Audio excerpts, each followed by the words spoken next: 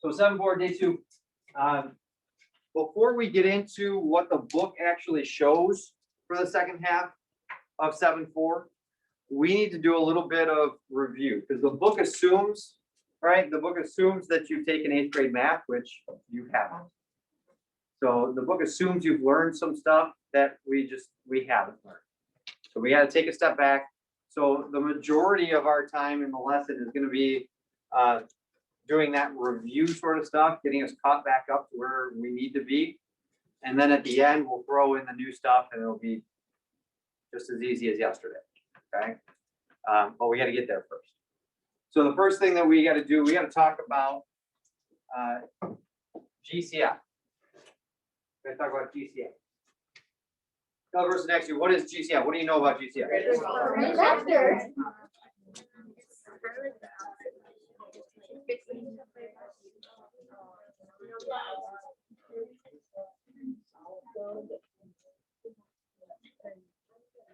All right, you guys were real confident in the fact that it was greatest common factor. Yeah, good job. What does that mean though? What is the greatest common factor talking about here? Addie? It's like the greatest number that can go into both of the numbers. Yeah, so when we have two numbers, it's the greatest or the biggest number that goes into both. And when we say goes into, we mean it multiplies into it or divides, if you want to think of it that way. Right, so if I'm looking at 25 and 10, and I want the greatest common factor, I want what number can multiply into those, and I want the biggest number that can multiply into both of them. Wow. Right? Also, don't they have to be whole numbers? They do have to be whole numbers. Yep. Factors are all whole numbers. And in this case, right, it is 5. There you go. That's the biggest one that can go. Okay. So we know the general idea of GCF, of greatest common factor. Okay, it's got to be a number that goes into both. So let's say that we have 28 and let's say 12. 28 and 12.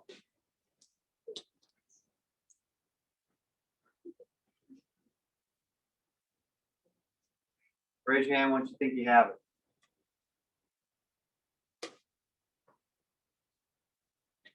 Jenna, what's the GCF? 4. There's 4. 4. Okay, now there are more than one common factors, right? They share 2, they share 4, they share 1. But we want the biggest one, the greatest one, the biggest one. So our GCF there is 4. Okay. A couple other things to look out for. Right, sometimes your GCF can be one of the numbers. Right? What's our GCF here? 12. 12 goes into both, right? So always check that smaller number, see if it goes into the bigger number. If it does, that's your GCF, nice and easy. We could also have something like this with 17 and 8. Raise your hand, what's our GCF for this? Okay, when you raise your hand, don't say the answer, just raise your hand and then I'll call it. Jacob, it is 1. Right? If there's nothing else, our GCF is 1. Our GCF is 1. So if there's nothing else that they have in common, right? If one of them is prime, then your GCF is 1. Okay. Good. Questions on GCF, basics of GCF. Now let's say that we get some big numbers here. Let's say we've got 162 and we've got 54. Okay. Let's say we're unsure, right? We're unsure. First of all, what we should do, okay, is you're always going to want to check the smaller number. Like I said, check the smaller number and see, does 54 go into 162? Does 54 go into 162? Yeah. Yeah, it does. Okay. And if you're unsure, that's what the calculator is for. Type in the calculator, you double check, it does. So in this case, the GCF is 54. Okay, so nice and easy. We check that smaller one, see if it goes into the bigger one. It's not always gonna be that way.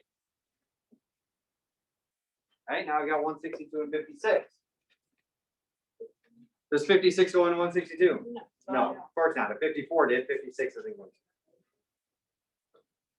So let me show you a way that we could go about this.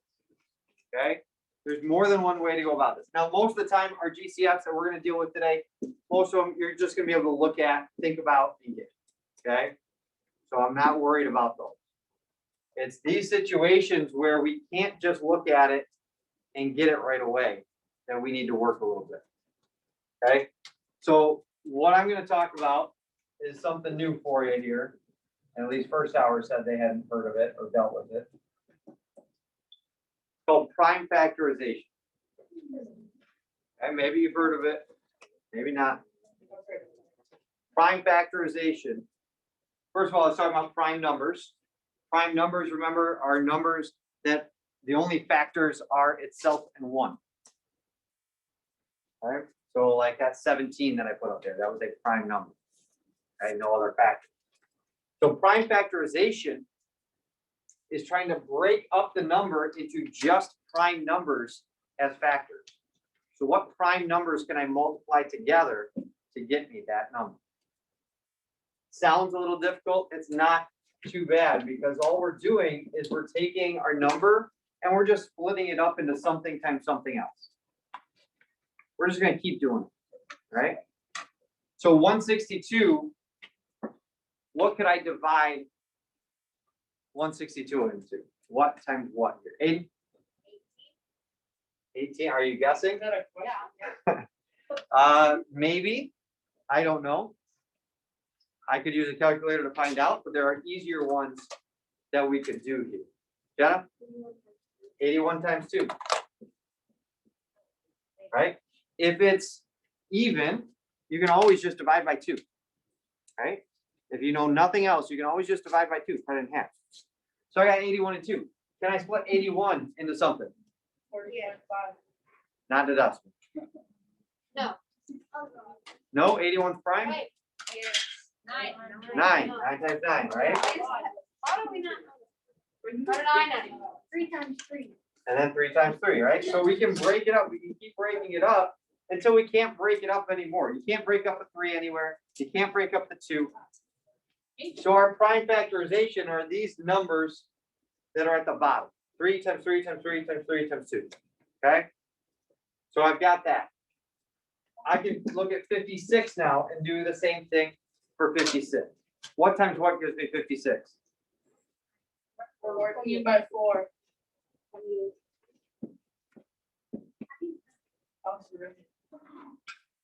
Did you just guess? Don't be surprised that you got it right. 14 by 4. If you don't know 14 by 4, again, you can always divide it by 2 if it's even, right? Which would be 2 and 28. We got 14 and 4. 14 is 2 and 7. 4 is 2 and 2.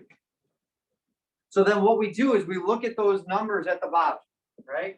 We look at those numbers at the bottom of our tree and we say, what do they have in common? What factors do they share here between the two? A 2, and that's it, right? That's it. That's all they share is a 2. So my GCF is 2. That's it, right? I said 2. It feels like there should be a bigger number there, right? Because they're big numbers, there's a lot of factors. GCF is 2. Now let's say that we get those prime factorizations. One of them is like that, the other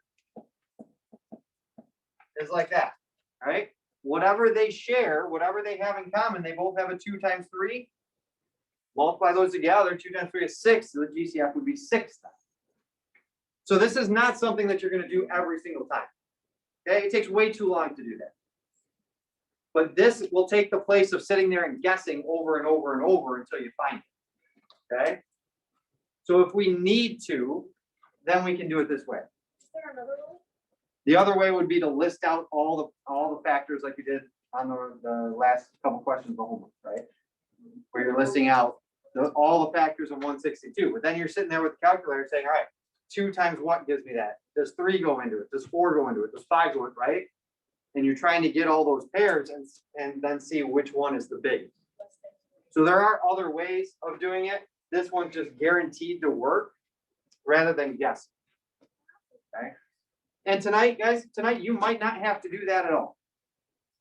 You might just be seeing stuff like this where you can look at it and you can say, yep, GCF is 5. Okay. But I just wanted to show it to you so that we have it in our notes so that we can refer back to it if we need to. Okay. Any questions on GCF?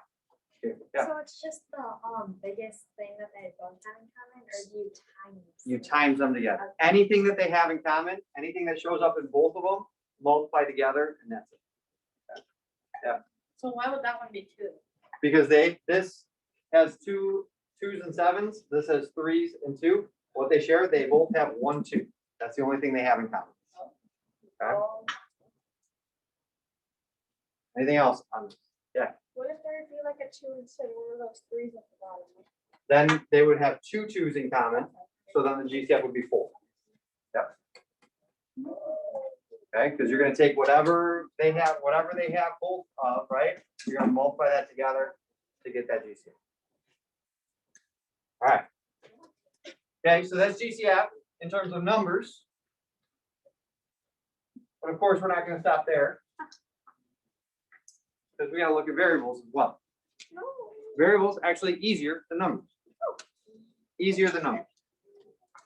Because I'm going to look at, let's say, x to the 5th and x to the 3rd.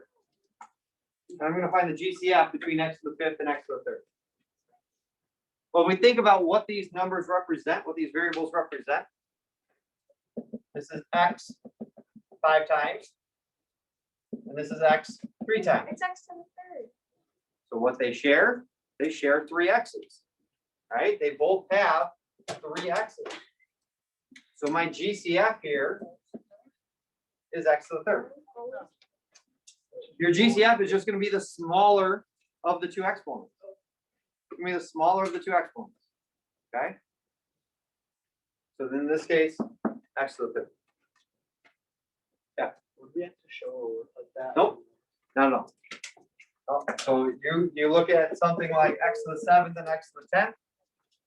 What's my GCF going to be? X to the 7th, right? It's the smaller of the x.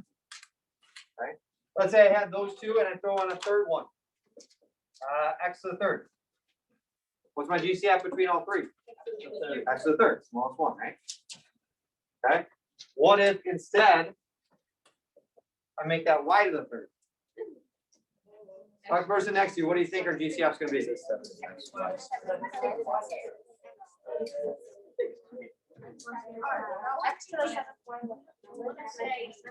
X, Y, and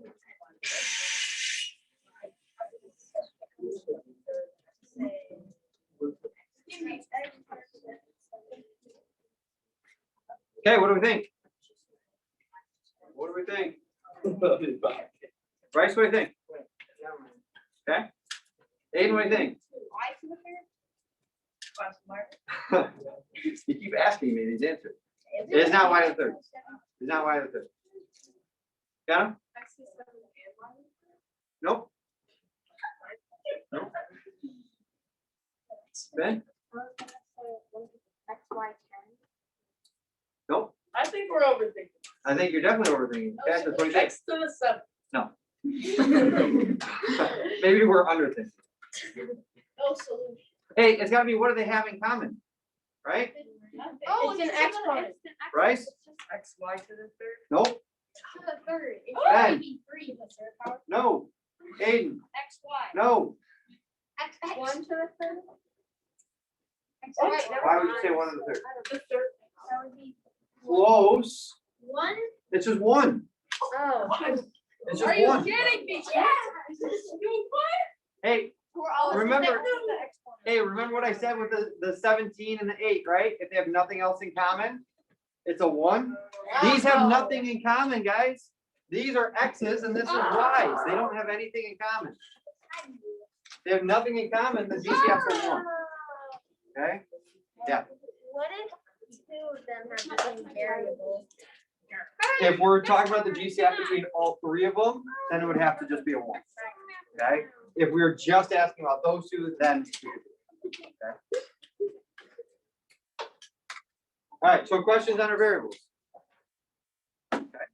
So we gotta put that together. We gotta put them together now. So we're looking at 28x to the 3rd and 7x to the 6th. We need the GCF of those two terms. 64. It is 64. No way. That's right. Yeah, it's 64. Oh, that's 64. Oh, yeah. Yes, it is. My bad. Oh, okay, I guess. That he doesn't ask the question now. He knows that it's 64. And it's still gonna be around. It's 49. Hey, talk to somebody about it. See what they think. I got it wrong. It's 343. I think it's 200. Okay, here we go. Here we go. Jackson, what do you think? 7x to the 3rd. 7x to the 3rd. There you go. Yeah. 7. I told you. Hey, here we go. Projects. So we're looking at the numbers separately than the variables. Numbers, do what we did, right? 7 goes into 28, so 7 is your GCF.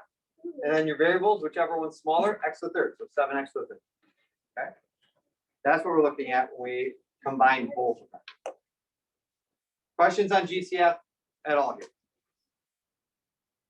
Okay. So now, I told you most of the lesson was going to be spent on the review type stuff. That was the review type stuff. We're all done? Oh. Pay attention to the word. Pay attention to the words that I say. Yes, I did. Now we're going to get into what the book says. Okay. So what we're doing today is we are factoring using the GCF. Factoring using the GCF. So factoring is what we are dealing with the rest of the chapter. Okay, if you look at the page up there, it uses the word factor in every single lesson from here on out. What it means to factor is to break something up into what times what. Okay, to simplify it into this times this. The whole entire chapter from here on out is going backward on things we've already learned. We're going to go backward on distributive property. We're going to go backward on FOIL. We're going to go backward on those shortcuts. Okay, so today we are going backward on distributive property. So we're going to see something like 15x to the 6th plus 10x to the 4th, and we want to factor it. Okay, we want to factor it. So it's reverse distributive. We are finding the GCF of these two things, and we're putting that GCF out in front of the parentheses. Okay, Jacob, what's the GCF? 5x to the 5x to the 4th, right? So we're finding our GCF first. We're putting that out in front of the parentheses. And then what's inside is what's left over, right? And when I say what's left over, I mean, I'm dividing the number by my GCF. So I'm dividing 15 by 5. What's 15 divided by 5? 3. If you're saying stuff on purpose wrong, then that's not fun, okay? And if you thought that 15 divided by 5 was 4, then you got bigger issues. So we divide the coefficient, we subtract the exponent, right? We had 6 x's, we took 4 of them away, x squared, right? That sign's going to stay the same. What am I going to have for that second part of the parentheses? 2, right? Any x's? No. No, I took all of those x's out, right? I took all of those x's away. So I'm left here. This is our answer today, right? If we were talking about distributive property, then this would be the start of the problem. We would distribute it in, and this would be our answer. We're going backwards. We're going the other way now, okay? So take your GCF, put it out front, and then whatever's left over, on the inside. You gotta make sure though, that whatever's left over, if you distribute that back in, you're gonna get back to the original. Okay, that's the idea here. Let's look at, let's go 18x to the 7 minus Do we have to show work for this one? 9x to the 6. Not really, no, you don't have to, because it's just what that x on. Okay, talk to somebody. What is that gonna be? So that's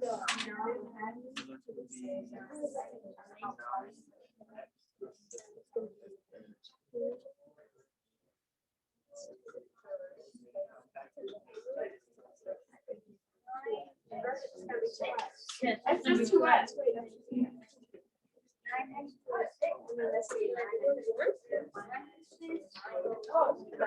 Are we allowed to have like that?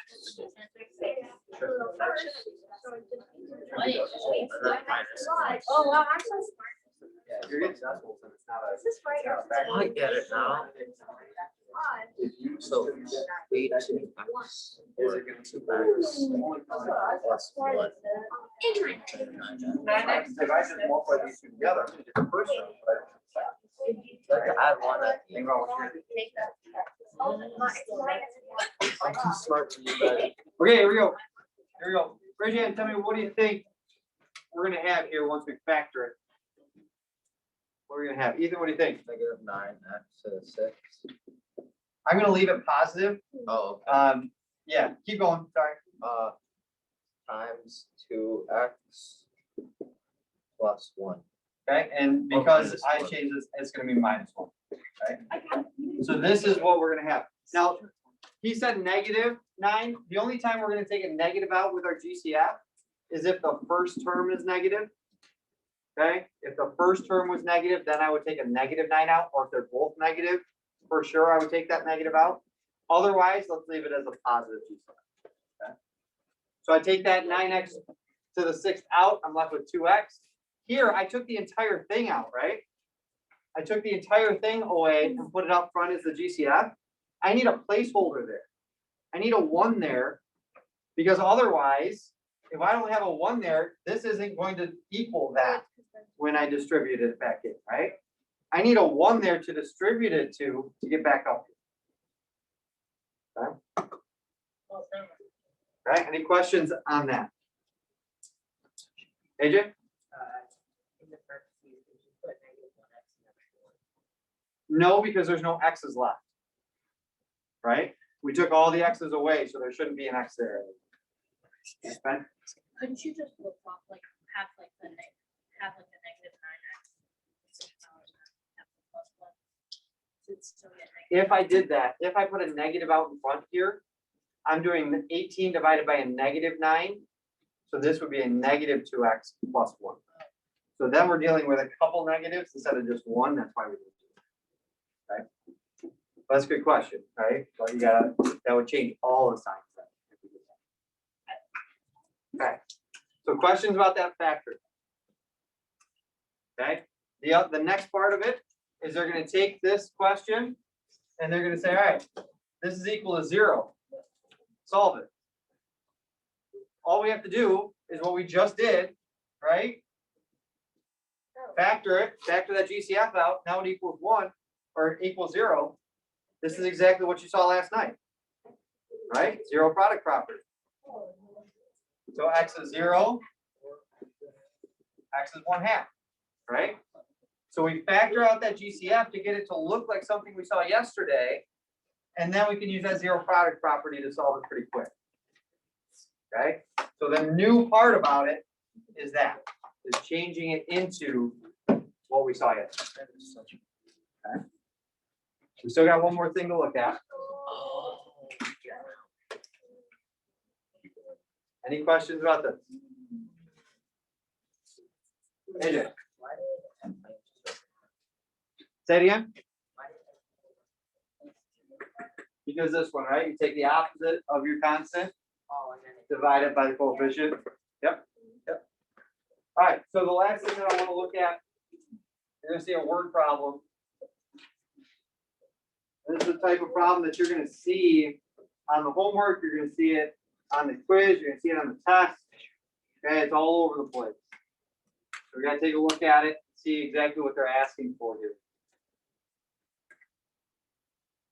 So we're talking about the arch of a fireplace, and it's not always the arch of a fireplace, but that's what this one is.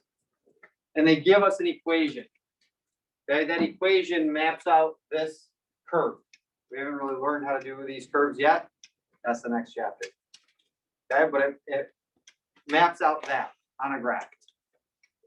They want to know the distance of the opening here and the width at the bottom. So we need the distance between these 2 points.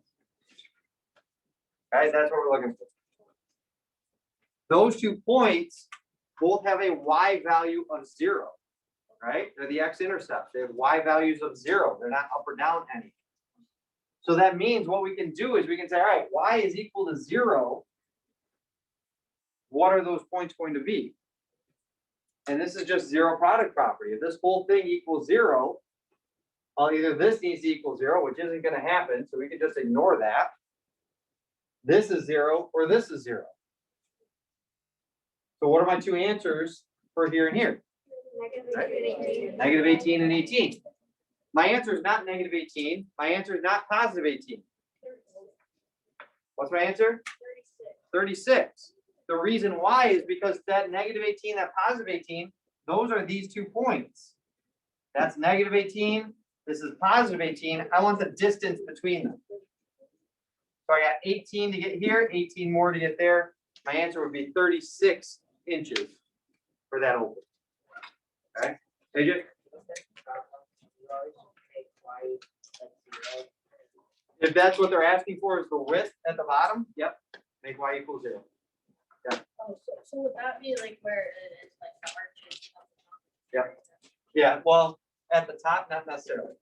In this case, I think it ends up being that, but not all. Okay. So this, what we found is just the width, the height might be something. Any other questions about it? All right, go ahead.